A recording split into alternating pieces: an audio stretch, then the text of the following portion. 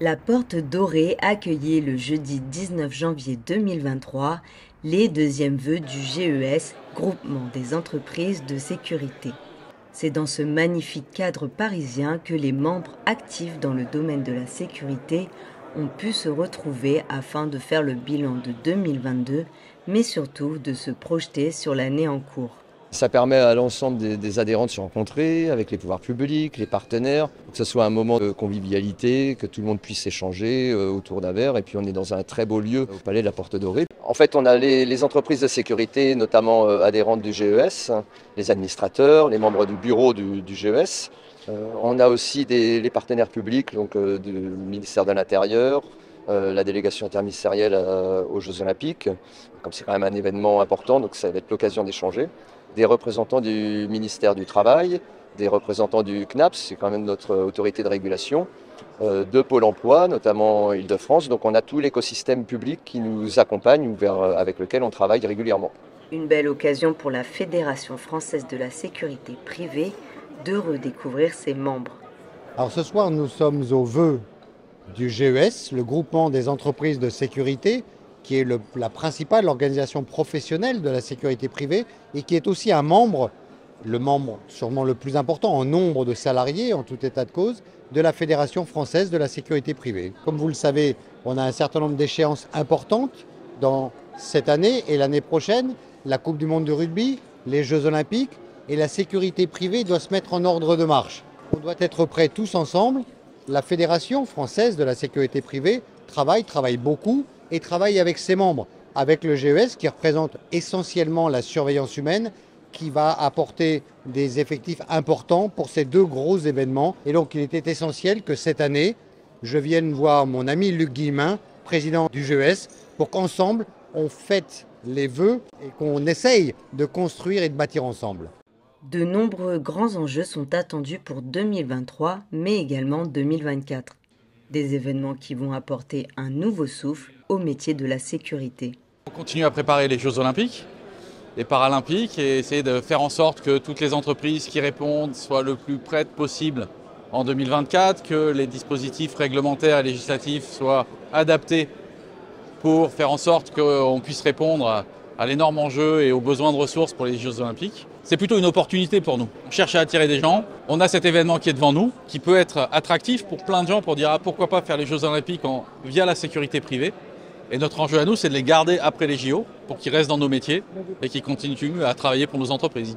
On considère que la partie négociation, revalorisation, tout ça, on a fait une grande partie pour fidéliser, attirer plus des agents et plus du monde dans notre métier qui devient de plus en plus compliqué. Mais nous gardons l'espoir et nous souhaitons vraiment cette année faire un pas bien avancé pour attirer plus de gens, pour qu'on puisse être au rendez-vous pour les grands événements qui attendent la France.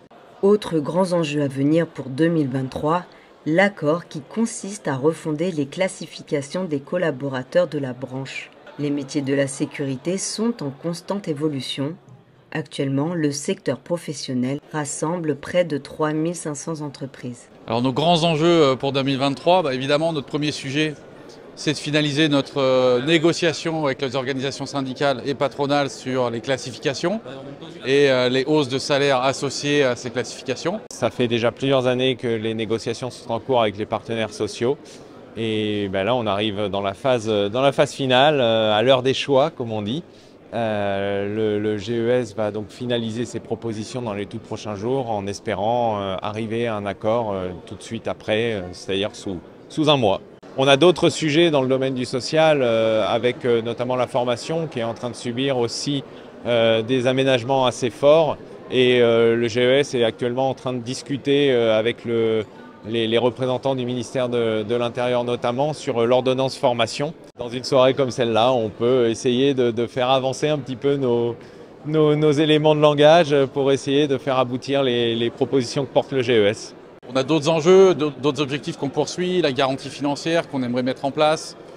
Voilà, et puis l'indice des coûts aussi pour donner plus de visibilité sur l'évolution des coûts de la profession à nos clients. Et puis enfin, un dernier enjeu de l'année important, c'est la communication sur l'attractivité de notre secteur, comment on peut mieux communiquer sur nos métiers, montrer qu'on peut faire carrière dans la sécurité privée et essayer d'attirer un maximum de nouveaux profils dans nos métiers. Aujourd'hui membre de la Fédération française de la sécurité privée, le GES collabore étroitement avec les autres membres. Des changements de gouvernance et un changement d'orientation ont fait que le GES a trouvé tout à fait légitime de rejoindre la maison commune et donc désormais tout l'écosystème est représenté au sein de la fédération, de la surveillance humaine à la sécurité électronique, en passant par le transport de fonds, la sûreté aéroportuaire, la formation, les détectives privés, j'en passe et des meilleurs. Donc tout l'écosystème est représenté au sein de la fédération et le GES y tient toute sa place. On s'aperçoit qu'il y a beaucoup de transversalité, beaucoup de problématiques communes. Je prends le cas par exemple de la formation et de la surveillance humaine, on est étroitement liés, mais le mix homme-technologie est aussi en marche, donc la sécurité électronique et la surveillance humaine aussi doivent échanger. Il y a plein de sujets où nous devons faire front commun et donc unir nos forces, réfléchir, travailler ensemble, c'est ça qui fait notre force. Une force pour toutes ces entreprises qui peuvent se soutenir et aborder de nouvelles solutions face à des problématiques communes dans le secteur. Les enjeux de la Fédération française de la sécurité privée sont au nombre de 3.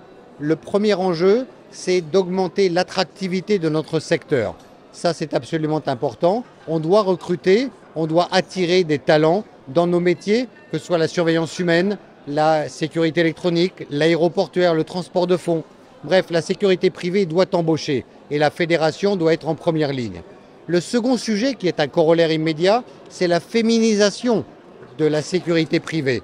On lance là une campagne extrêmement importante parce qu'on a besoin de femmes dans nos métiers. C'est vrai que la proportion est pas assez importante dans la sécurité privée et on doit augmenter cette proportion. Et le troisième sujet est un sujet de rentabilité et avec tous les adhérents de la Fédération française de la sécurité privée, on doit travailler sur cette rentabilité, on doit rendre nos entreprises plus profitables, on doit travailler sur nos prix et sur notre rentabilité. Je peux vous dire ce soir qu'on va aussi mettre en marche une commission sécurité événementielle qui regroupera plusieurs acteurs adhérents de la fédération. Il y a le sujet de la garantie financière qui va évidemment revenir sur le tapis. Donc plein de sujets et de toute façon la perspective des grands événements, Coupe du monde de rugby bien évidemment et Jeux olympiques et paralympiques font qu'on a énormément de sujets et qu'on est en contact étroit avec tous les services du ministère de l'Intérieur et au-delà. Une soirée conviviale qui a ainsi permis d'aborder certains sujets d'avenir, mais surtout une belle occasion de se retrouver.